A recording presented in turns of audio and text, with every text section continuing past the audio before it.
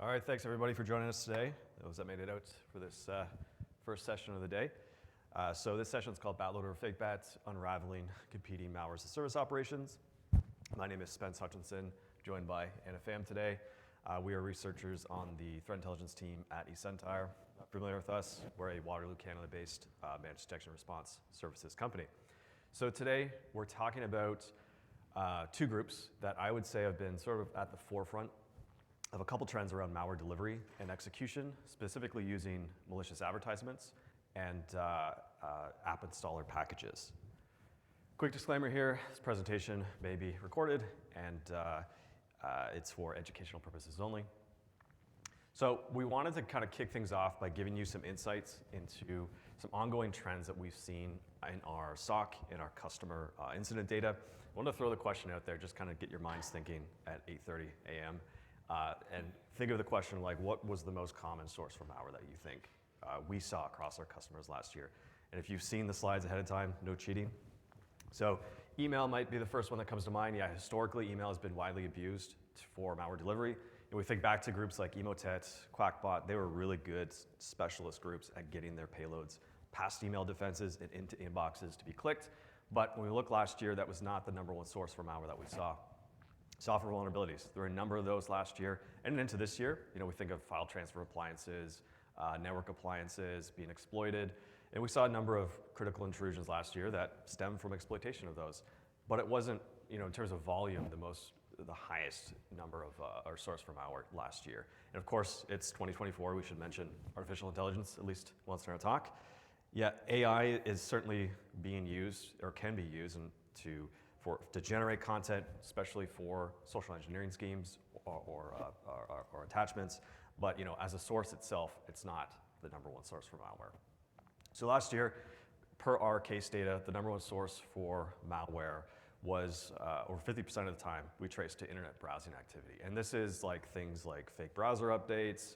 These are things like malicious advertisements that are really just traps put in front of users as they're browsing the web, and they're mainly social engineering schemes. And users are falling for this at, I would say, an unprecedented scale. Give you the historical context on this. We've been tracking malware sources now for the last 4 years pretty reliably, where we can chart it. Of course, like we look back to 2020, and email was, the number one source for malware that we saw. 66% of the time in 2020, we traced malware back to email. We sort of step through and look at 2023, that's changed quite drastically. And email now is only like 27% of cases that we trace back. And this is just for malware as a threat. You know, email still being used for phishing, credential phishing, BC attacks, that kind of stuff. And of course, 51% of those cases that we saw last year, we traced back to like internet browsing activity and social engineering schemes. If you ask me why this is, handful of reasons. Number one, I would argue email has gotten a bit better over the years and more of a hardened target.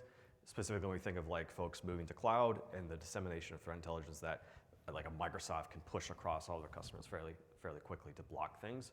The other reason is there's more availability of underground services and capabilities that can be acquired to conduct effective targeting of enterprise users through things like malvertising, and it's going to give an overview of that.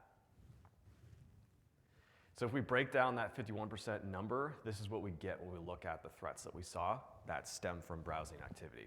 And just to point out like two of these, first with SEO poisoning. So SEO poisoning, search engine optimization poisoning, that's like SEO black hat techniques, keyword padding, cloaking.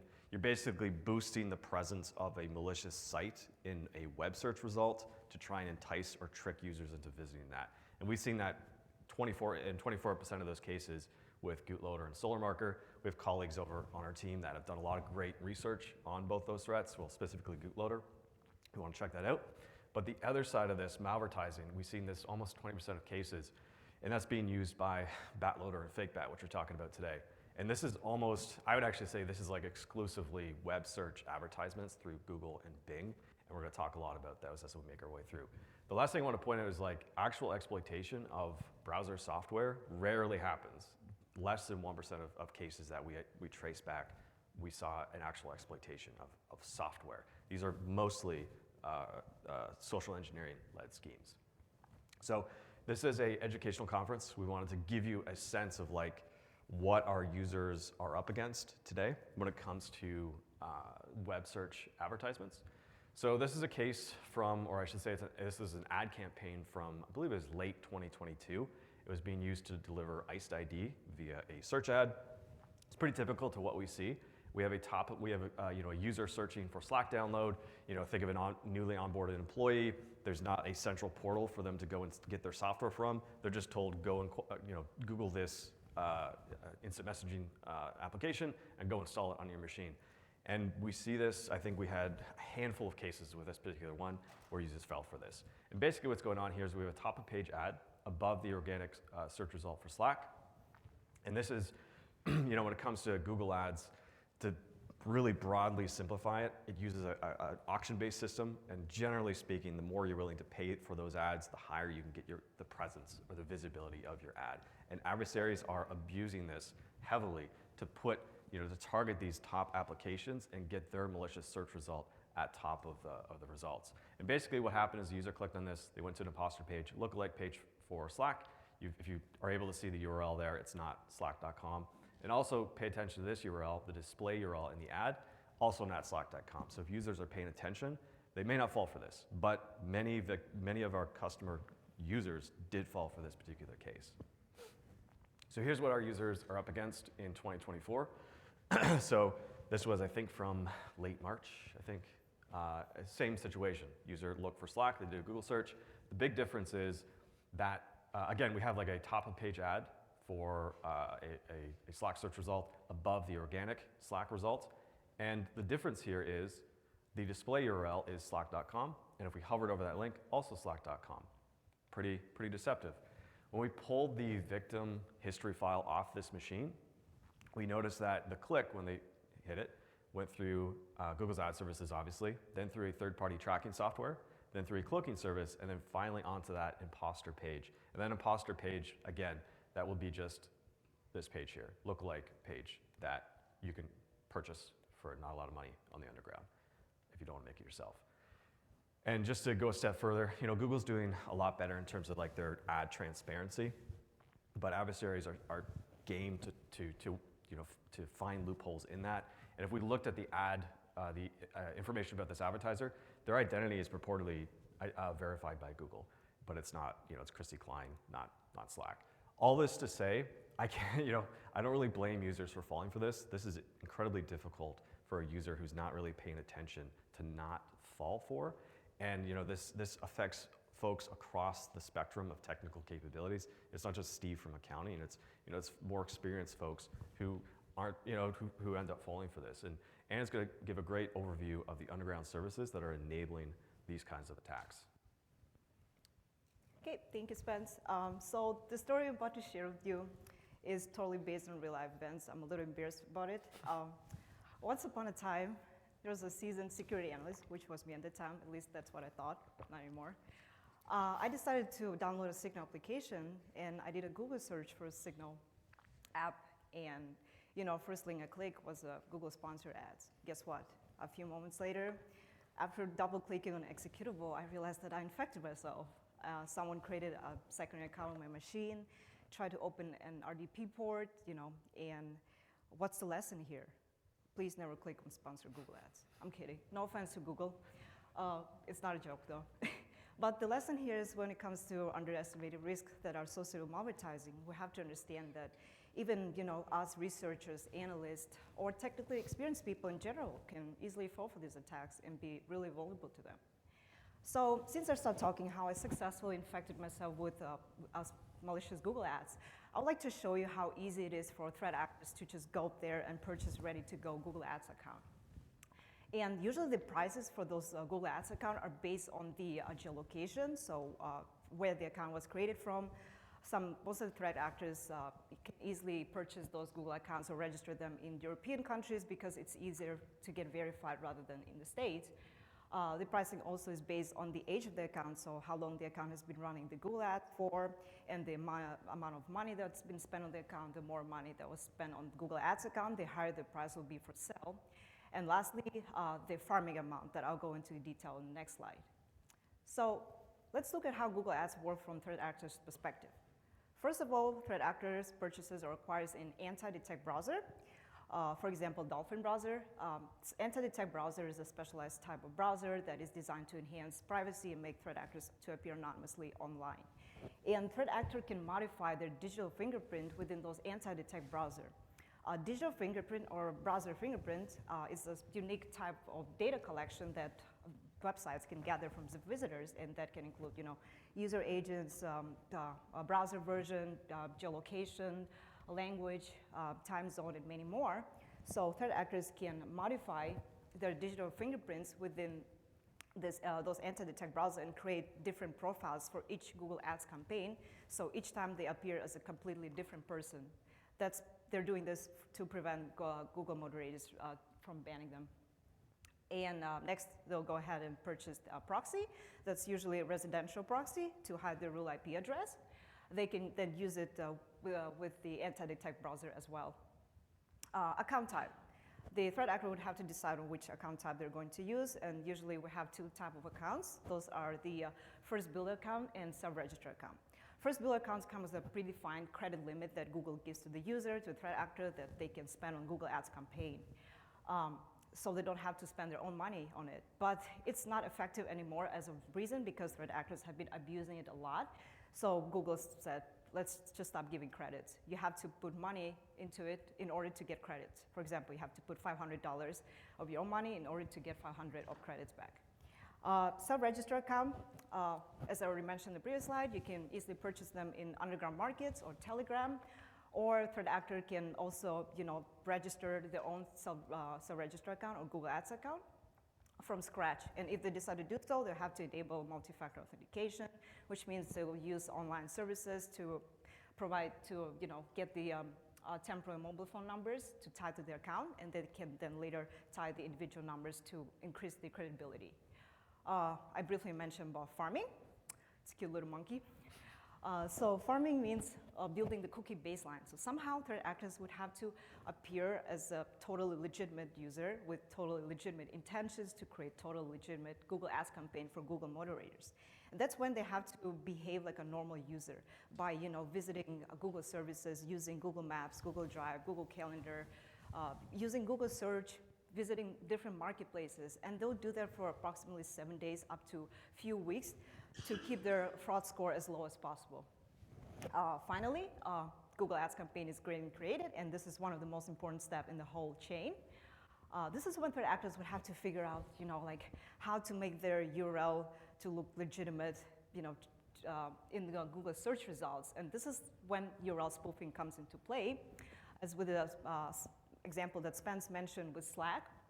So some threat actors, would use their own technique that they know privately. Some would go out there in underground markets and buy those techniques from other threat actors. As you can see, we tried to engage with one of the threat actors that was allegedly selling the Google bug for $10,000. He said that it will stay undetected for a long time, so from Google moderators. And he also mentioned that there are also alternatives that are being sold for $15,000 and $35,000. Bad loader, fake bad loaders also, use tracking template. Tracking template is a Google feature that allows users to add unique URL parameters for tracking purposes. So threat actors can abuse this feature by using third-party tracking services such as Firebase, AppsFlyer, to generate dynamic or redirect links to redirect audience to the malicious page slack.xyz. So you might have a question like, how Google moderators are not seeing the malicious page when they, investigate the redirect link. It's because threat actors somehow can, use the clocking service in between. You probably might have heard of K-Taro, Magic Checker, Traffic Armor, and many other clocking services out there. So the clocking service is designed to redirect certain audience to the malicious page while preventing Google moderators from seeing it. So by redirecting them to the legitimate page. And as I already mentioned, there are plenty of services out there that are selling Google Ads account. There are also services that sells landing pages, which are designed to trick users into believing that the page is the actual software installer page, while mimicking trusted brands such as Notion, Zoom, AnyDesk, Putty, etc. And threat actors can easily go on the Telegram, even using Telegram bots, so they don't have to engage with the seller directly. They just can click a couple buttons and pay cryptocurrency, and usually those landing pages that cost $35 up to a few hundreds of dollars. And then they receive a zip archive with a bunch of PHP files that they can then import into the clocking panel to serve to the end user. Great, thanks, Anna.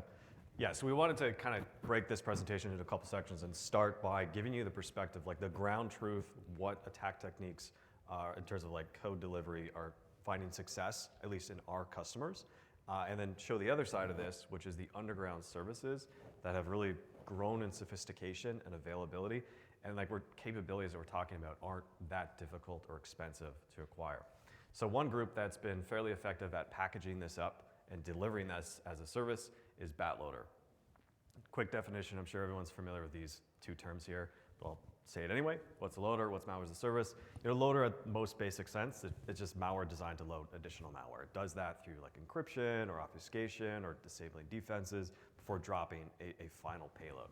And then malware as a service, exactly as it sounds. It's malware that you rent or you acquire.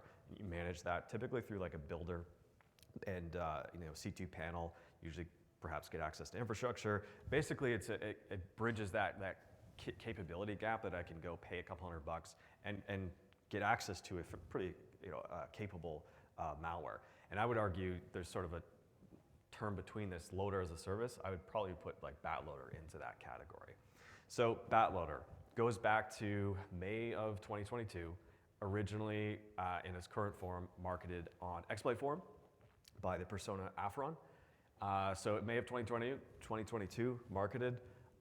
Prior to that, in March of 2022, it was marketed under the name Defeat Defender Loader. That was taken down, and then pretty much an identical post was released a couple months later. In our report, which is linked in the slides, like you can go look, we went back into the past history of Afron, what he was doing prior to this, and very likely this, Batloader as we know it, was used privately with other threat actors before being marketed, because of the money that can be made. What is Batloader? It's a app package, typically, more recently MSIX, which is the newer app installer package format, and it's distributed using Google search ads primarily is what we're seeing. And it's an end-to-end kind of social engineering scheme, as we'll talk about, that a user searches for a topic and all the way through that chain to ultimately when the payload executes, there's no interruption of that theme. We'll talk about what that looks like. I think the current price, and this might have changed, it's changed quite often over the years, is $3,000, and that's kind of the entry fee. That's like to get your foot in the door to show you're a serious partner. Then there's like a negotiated rate privately with Afron and possibly others. Now this is the key differentiator that led us to start to really pay attention to this. So the loader itself, and this is a direct quote from the Exploit Forum thread, it's tailored individually for each tenant. So basically, Afron will work with each of his customers, and he'll tailor the loader that he provides to match a theme that's used in a Google search ad campaign, and then ultimately in the final payload. So a user searches for Zoom, they click on a Zoom ad, they arrive on a Zoom imposter page, the app installer package that they get is themed as Zoom, and then finally there's a decoy application that will also be Zoom. So pretty end to end, there's no little chance for the user to go, hey, is this actually what I went to seek out? And we started seeing this at scale, which then made us pay attention to it and figure out who is behind this. What, is this an operation? We don't normally see something like this where everything is customized and then done at such a scale. In terms of the payloads, like variable payloads here, bankers, Stealer, remote access tool, another remote access tool, banker. Really, this is just going to give the customer a flexible foundation to monetize that infected system. Give them that foundation to go, oh, I can run an extortion play off this. I could sell this access on Exploit Forum, for example. Or I can just commit fraud by stealing payment data or credential data. So I mentioned panels. This is the Batloader panel. This is probably an old screenshot now taken from the forum thread.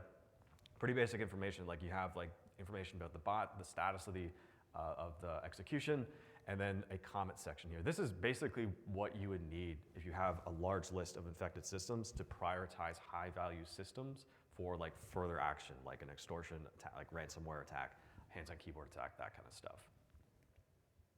Okay. Thank you, Spence. It's definitely interesting how Apron behaves or works in underground forums, specifically exploit forums. So let's look at how BadLoader would work in a user's environment. The initial execution chain begins with the MSIX file, which is a Windows app packaging format that can distribute and install application within the Windows environment. And upon the user running and installing the MSIX file, sorry, too much coffee. The batch file called installation.bat will run in the background without user's knowledge. So the user would only see the decoy software, for example, Zoom installer. And the batch file will be responsible for running the obfuscated Python script called user.py alongside with admin.bat. Admin.bat would show the user an UAC prompt, a user account control prompt, if the user does not have administrative privilege to run the Python payload. And as you can see down here, it's the deobfuscated version of the Python payload. It contains multiple instructions, and some of them includes the instructions to exclude certain folders that will then later be used to host the final payloads that Spence mentioned, as well as file extensions from Windows Defender scanning. Also contains the instruction to decrypt the final payload using OpenSSL, open source tool, and the hard-coded password. And I'd like to say that loaders such as FakeBat, BadLoader, and recently what we've seen, Fin7, really loves using MSIX because, it's very easy to get people to click, high infection rate. It's actually working, especially with sponsored Google ads. And, it's very easy for threat actors to just embed the obfuscated scripts into the MSIX packages by using Advanced Installer, MSIX packaging tool. And they don't have to spend a lot of amount of effort to create or write a malware program that would load additional malware to the machine. Yeah, and that's really the beauty of the app installer package as like a vehicle or a loader for malware. Is it's incredibly simple and easy to build these. It really, it depends on the capability of the script itself, which it's still, even then, I would say it's pretty simple. So, no good idea goes uncopied in underground. And I think it was late or mid 2023, so last year, we started to see a new campaign that was very similar to BadLoader, and we initially thought it was BadLoader. Ended up being a separate and competing malware as a service called FakeBat. It also goes by the name Eugene Loader. This is marketed under the name or the persona Eugene Fest. We go into, in a report, we go into a bunch of history on this guy and his background in the underground forums. Essentially, his skill set is that he's very good at taking other service providers, joining those together to package it up into a new service, which we'll talk about. What he's offering is basically the same thing. He's offering a signed app installer package that claims to bypass Smart Screen, Defender, AV, etc. Uses that end-to-end software theme to trick users to download and execute the app package. And he works with each of his tenants, or at least is willing to help them create those ad campaigns and those landing pages for an additional fee. In terms of the payloads, it's very similar. Stealer, remote access tool, another stealer, it's giving that flexible foundation to monetize that infected system. So we started digging into Eugene Fest and kind of look at his background. Where did he get the idea for this? And sure enough, we go back and look at his post history. This is from the original BadLoader thread. So he was very likely a customer at the time. He left this glowing review how awesome BadLoader is. And our assessment, he's basically saw how much money could be made with this type of service, and just went, I'm gonna go tap into these other providers on the underground. I'm just gonna build my own service and compete with this guy. So here's what this looks like from the victim perspective. And this hasn't changed too much, maybe not even at all over the last year or so. And this is FakeBat, and BadLoader would be very similar. So again, we have in this case a user searching for the term ChatGPT. In this particular case, this was late or early last year when ChatGPT was really starting to take off. A lot of people fell for this one, did a search, clicked on an ad, arrived on the imposter page. When they hit that download button, they got that themed signed app installer package with a nice little OpenAI logo there. And when they hit install, it dropped Redline Stealer and then gave them a nice little decoy application on the side. Again, that end-to-end software or social engineering theme, this is what's tricking users into falling for these. Now, the most important component of the app installer and using this for malware is that you need to have a signing certificate for the MSIX file format. And I think Microsoft did a good job in requiring that these need to be signed to sideload them. And yeah, it's a barrier, but it's easily bypassed by just going and purchasing that capability. So Eugene Fest, like I said, works with quite a number of other service providers. One of those that we're fairly confident he works with is Ballymoot Service. They offer like landing pages, Google Ads, help with that. But importantly, they provide code signing certificates, and those go for $3,000 to $6,000. FakeBat sells for $4,000 a month. Is what he sells his service to his users. He's just going to bake the cost of this into his service and purchase these from groups like this. But we're going to talk about a way that you can disrupt this and impose costs on these guys. Panel-wise, FakeBat, very similar.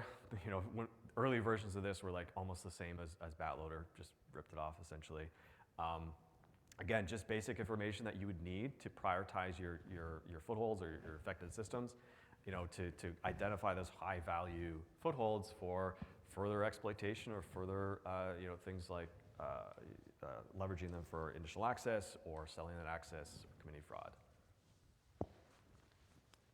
Thank you, Spence, for introducing FakeBat. Please don't call it FatBat because we heard a couple of people calling it FatBat, but it's FakeBat. BatLoader's doppelganger because it has a lot of similarities with BatLoader, but at the same time they're different. And hopefully by the end of this presentation, me and you will figure out how to differentiate them. So let's look at the FakeBat attack overview in the user's environment. Similar to BatLoader, the attack chain begins with the MSIX file, followed by very obfuscated PowerShell scripts using PowerShell symbolic obfuscation. And as you can see down here, it's the obfuscated version of the PowerShell. It's trying to check in the C2 server using a specific user agent. And I would like to ask you to try to capture this, the obfuscated image in your head, because I'll come back to it later in the next slide. Next, if the end user's IP is present in threat actor's database or panel, the server will serve the users the secondary PowerShell payload. And if the user's IP is not present, the server will deny the request. Why they're doing that? To make our job harder. So analysts and researchers will not be able to extract any additional indicators of compromise, any additional payloads, unless the whole chain of infection is completed, which means we'd have to visit the sponsor Google Ads page, click on it, and record RIP in threat actors panel. And as you can see here, this is a snippet of the secondary PowerShell payload that is responsible for decrypting the final payload using the Privacy Guard tool. Upon extracting the payloads from the decrypted RAR archive, the payloads will be injected to either one of the processes, msbuild.exe or explorer.exe, depending on the programming language that the malware was written in. And the process injection will use IDAT loader, also known as hijack loader technique that leverages DLL side loading and DLL search order hijacking. And if you get lucky enough with one FakeBat infection, you get two malware, so buy one, get two free. And they're usually Sectorbrad and LumaStealer. But recently we have seen FakeBat delivering only LumaStealer to the end user. So at this point, you probably have some idea, how FakeBat and BatLoader threat actors operate in underground forums, how those loader works. I would like to briefly talk about the differences and similarities between them from the code and behavioral standpoint. So both FakeBat and BatLoader, they perform host fingerprinting on the host upon initial infection. So they look for a domain information, username, ARP table, etc. Both FakeBat and BatLoader delivers MSIX files as the initial payload. The only difference is that BatLoader also offers executable files, and FakeBat recently started offering MSI files, but only to a certain set of clients that are ready or can cooperate with them under a certain percentage and whose turnover is not less than $15,000 per week, which is pretty high demand. FakeBat obfuscates their payload with PowerShell symbolic obfuscation. BatLoader obfuscates their payload using PyArmor Pro. FakeBat decrypts their final payload using Privacy Guard tool, and BatLoader decrypts the final payload using OpenSSL. Both FakeBat and BatLoader performs the check-in with the C2 server as for initial connection to decide whether they are going to serve the end user the final payloads or not. With the C2 formatting, that's a good tip for us defenders. For FakeBat, upon connection to the outbound C2 server, the URL always ends with question mark, server name equals MSI, and that hasn't been changed since 2021. For FakeBat, the initial checked-in can be a little bit tricky to detect because they sometimes change the wordings, but we've seen them using /check.php, /install.php, and recently we've seen them using /profile. For the secondary checked-in, it's going to be quite easy because they haven't been changing that since 2023. Since they first deployed that, the URL will always end with question mark, UTM underscore, content equal a very long base64 encoded string, RSA encrypted, that contains the host fingerprinted information. Hunting tips. So probably now you would wonder how you look for FakeBat and bad loader indicators in your environment. MSIX file, the execution of the MSIX files always leaves a trace within Windows app path. So make sure you look for the executables within Windows app path, specifically for the executables with the name AI-stop x86 and AI-stop x64.exe, depending on the bitness of the machine. Next, look for the creation of OpenSSL archive within the app data folder, specifically originating from PowerShell process. Python, look for Python processes running obfuscated scripts, specifically using PyArmor obfuscation. Am I clicking? As it's shown in the slide down here below. And finally, for the outbound connection, look for these C2s, outbound connection to C2s that belongs to servers like reg.ru, because we know that bad loader really loves hosting their servers on reg.ru web hosting provider.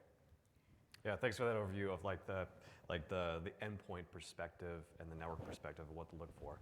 We always encourage folks to try and be proactive, especially if anyone's in threat intelligence teams here, and try and identify infrastructure as it's registered and created, and create a watch list, block it, et cetera. A couple ways that we're doing this currently with Batloader. Batloader is a bit more careful with the infrastructure that they register.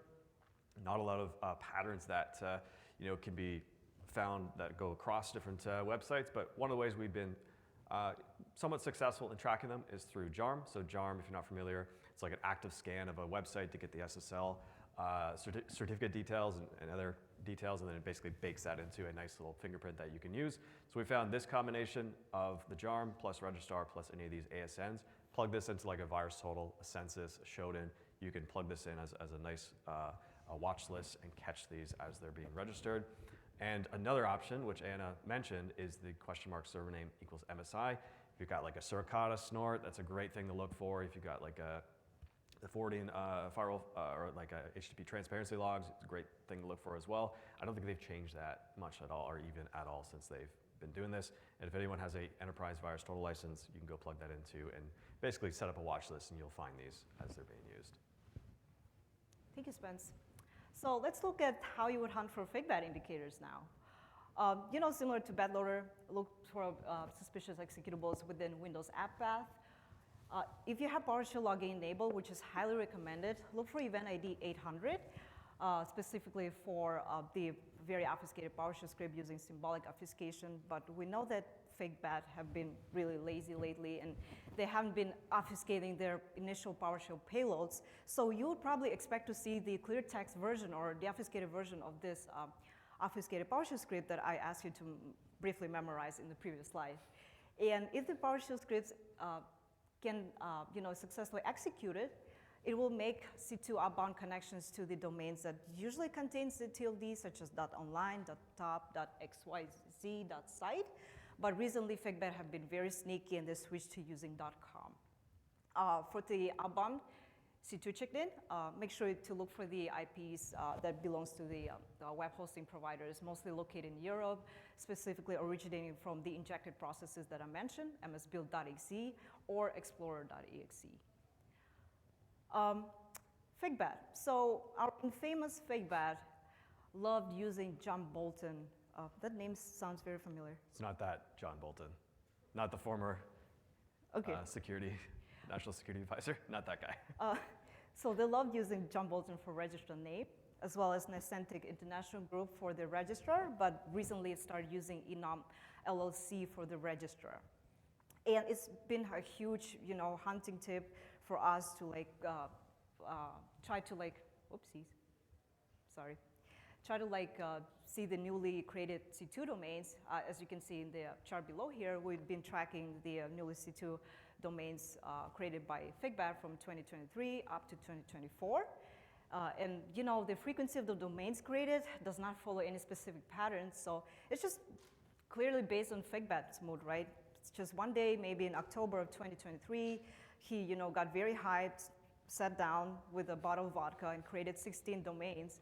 And this year in February, he only created 2 domains because he was very sad. The C2 domains always have the patterns. FigBat really loves using the words ads or UTM in his C2 domains. Thanks, Anna. And just again, we like to always encourage, this is the C2 command and control. If you want to go further or earlier in the kill chain and look at the imposter sites, we've been successful in tracking them with this recipe. So looking for ads, check in the company name or the email that he likes to use, johnbolton778@proton.me. And also another JARM recipe there, the combination of these. And you can go get the slide deck after and go plug this into VT and look at the results. And also mention that lots of other IOCs in the reports. It's available at the link there. And what we've disclosed here, there are newer ways that we're tracking these. If you want to talk to us after or hit us up on social, we can share some of that intel as well. Tips for defenders. I'll just preface this by saying test controls before you go and implement these, if you're going to go turn these on. And to no surprise, the number one issue we see right now is with respect to users executing things they shouldn't is the lack of execution control for MSIX, or not enough organizations having control over that execution flow. One way you can control this is through AppLocker. Nice little link there you can go visit with a bunch of different options. You can go enable to control the execution flow for MSIX. Another option is through group policy. This one is sort of the hammer approach. You can just prevent all side loading of MSIX files. That just means that users will not be able to load them outside of the Windows App Store. This I would definitely test if you're looking at turning this on. This might break things. I have seen forum posts on Ivanti forums where it broke updates, but this is one of the only options that's available currently for controlling the execution flow for MSIX. A better option is you can prevent non-admins from installing app packages. That will require an additional app installer template to be installed and configured, and you can audit that using the registry there. Basically, it's available at this group policy path. Again, for the sake of time, go grab the deck after the fact. You can look at this. If you have this enabled, it'll block non-admins from installing Windows app packages. So if you go turn this on, they will not be able to execute them, thankfully. The issue now currently with this is that if you want to execute this, you do need to do it through an administrative PowerShell context. So there's a bit of an extra step you need to go through, but at least it's an additional barrier to hopefully stop users from turning this on. But again, if you're looking at these, I would definitely test these before you go turn them on to see what breaks. PowerShell visibility. We're still seeing PowerShell being used quite effectively in malware infections for code execution and other tasks. EDR, thankfully, lots of products have increased or provide great visibility into PowerShell. And there's options you can go turn on to log PowerShell activity. And Anna mentioned some things to look for, and there's a great link there from Mandiant that explains the different types that you can go turn on. If I were to turn on one, it would probably be script block logging, give you some sufficient data to work with in a response situation. Now, if you leave this presentation with one thing, it's this. You can impose real costs on these guys. When, threat groups that are using the app installer package, there's a single point of failure with these app packages, and that is they are required to be signed. And you can go to these CAs and you can report that signature and they will take it down. And I'll give a shout out to SSL.com. They have been very aggressive at taking these down when they're reported. Through our monitoring, sort of our proactive watch list for their payload sites, especially for FakeBat, we've reported like 2 or 3 a day and gotten them taken down by SSL.com, which is one of the more abused CAs. But they're very good, very aggressive at revoking these. And what's the impact of that? These guys, in this particular case, like this is a week ago or so, between us and of course other researchers in the community, 6 certificates got revoked, and that forced them to take a week off. That is a real cost on these guys they were kind of mad about it, and it's reputational impact as well. Their customers are going to go elsewhere and look for another service provider. So one thing you can leave with this today, don't be afraid to report those certs if you see these in your environment. Apply slide. So next week, I would definitely look at what your execution policy is for app packages. See what happens when your users download a arbitrary package from the internet and execute it. Go look at those audit paths that I provided, and look at your detection coverage. If you're in-house ADR or you're outsourced it, go ask them, what do you have in place for app package abuse today? And make sure you have detection for it. Because it is widely abused, like Anna said, not just by FakeBat and BatLoader, but other groups. The first 3 months, I would have some execution flow control for MSIX, file types, plus detection, and I would raise awareness, especially of browser-based attacks. We talked about this at the start of the presentation, like how widely these web search ads and fake browser updates are being abused. They are very effective because I don't think there's enough awareness with the user base of these types of threats. And then within 6 months, I would definitely have, within your security awareness program, address those browser-based attacks. We have lots of examples on our website of the different types. If you want to go check those out and bake those into your program. All right, that's all the time we had today. We'll be around for questions. Thank you all.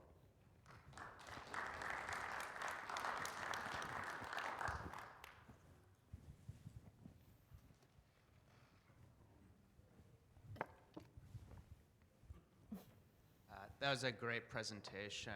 I'm kind of curious about the malvertising piece, whether either you have seen real legitimate advertising campaigns going on, and if either of these services have also then mimicked something legitimate that we're seeing in real time, or they kind of just take their own, their own turn on it.